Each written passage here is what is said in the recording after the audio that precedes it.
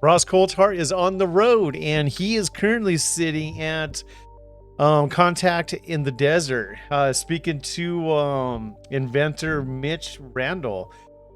He's doing something with some passive radar technology, which is quite interesting. Ross Coulthart does talk about his history and inventions and the things that he's created and how it benefits us on a day-to-day basis. It's quite intriguing. So I got this clip here. It's just a clip. I'll have everything linked down below. Go watch the whole video, you guys. But I'm going to show you a clip here I felt was quite interesting with Mitch Randall here talking about his radar technology and how it could benefit in the UFO, catching UFOs and seeing them on radar again, possibly getting more information. Hope you guys enjoy. So a UAP is flying in the atmosphere. So you can go up to 80 kilometres. Just explain to our audience 101, radar 101. Most people will go, what the hell's passive radar? Right. So active radar, as I understand it, is when you're squirting out a beam or a pulse and it hits an object and it bounces back and you can see what that object looks like or where it is. Right. What's passive radar? Exactly right. So, as you say, radar transmits, signal goes out, bounces off an object, comes back. So that involves a receiver to receive that echo, but also involves that transmitter. The transmitters, that's a very expensive, big part of that radar system. In fact, in our systems for weather research, it was, 6 feet wide and 6 feet tall, big box that did that transmit pulse. But there is so many FM transmitters all around the country that are already transmitting a signal. That signal's also reflecting off objects in the sky. So when you're saying FM transmitters, you're talking about things as basic as radio transmitters. That is exactly what I'm talking about, yes. So you can use existing electromagnetic radiation buzzing through the air carrying radio. Yes. And if something's moving through that, it's disrupting that. Is that right?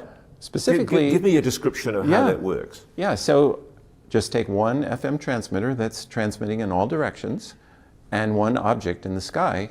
That transmission signal hits that object and echoes back in all directions. And one of the directions is to a receiver. So you have a path from the transmitter up to the object and then down to the receiver. And I presume if you've got more than one receiver, which I presume is your software-defined radios, that's where they fit into this. Yep.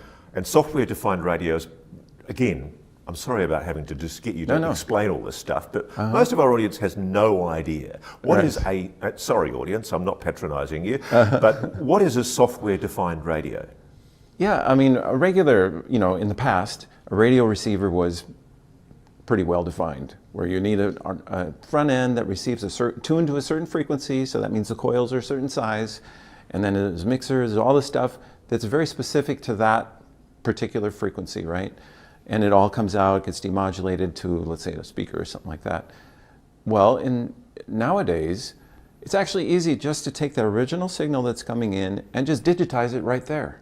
So now you've digitized the RF signal, and all that stuff that you used to do with electronics, the tuning of the front end, the mixing down and the demodulation, all that stuff, that's now all just software. Now, I've played with SDR radios, and I think they're great fun, Yep. and they're mind-blowing in their capabilities. There's so many things you can do with them. But from memory, they're about, depending on what you're buying, they're about $100 to $500. Is that right? No, they're $30. They're $30 these days, are they? Oh, I got ripped off. But basically, the idea is that if you've got more than one of these radios, presumably, if they're in different locations, you can triangulate whatever that object is. Is that right? Right. A single receiver can figure out a delay to that object. So delay is a lot different than knowing the position. In a regular radar, it goes out and comes back. Actually, the delay equals that distance. You can figure that out by the speed of light. But when you have it coming out of a transmitter, bouncing off and going back down, now all you know is it's on the surface of an ellipsoid. I don't know if that's helping you at all. No, sure. But you don't know where on that ellipsoid is. You just know that the delay was such that it's somewhere on that ellipsoid. So you actually need another receiver. The other receiver gets another delay and has its own ellipsoid, and those intersect, And when you have 4 receivers, that's when you know the exact point. So what would it take to cover, say, the entire continent of the United States with software-defined radio receivers to be able to set up a Mitch Randall passive radar system, a Skywatch? Yep. So with this system, it seems ideal to have about a 30-kilometer spacing. That's like 20 miles, right? 20-mile spacing on these receiver networks. So a mesh, a nationwide mesh network, 20 kilometers, it's about 10,000 units. Just 10,000 units? Yeah.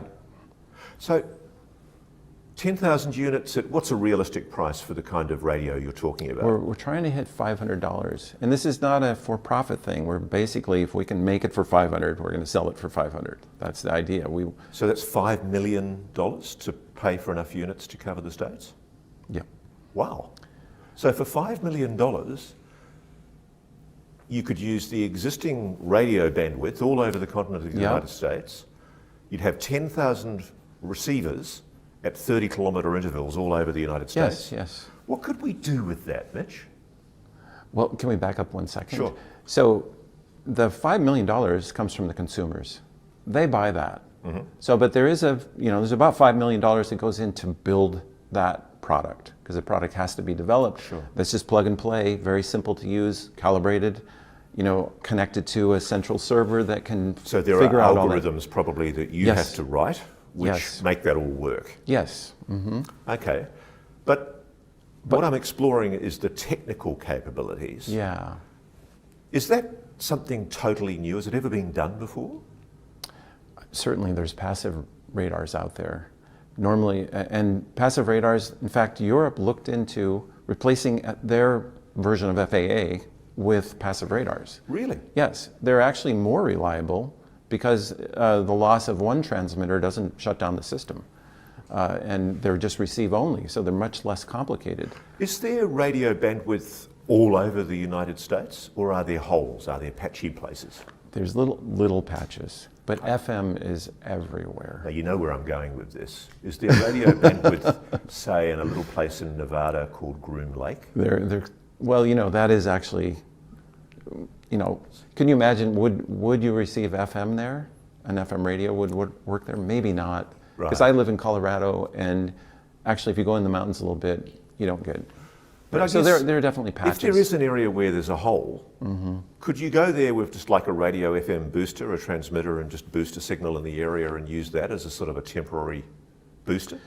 We could, but it's sort of out of the parameters of what we're doing. Okay. Right? So we just want to make one product, sell it to everybody, and then get what we get.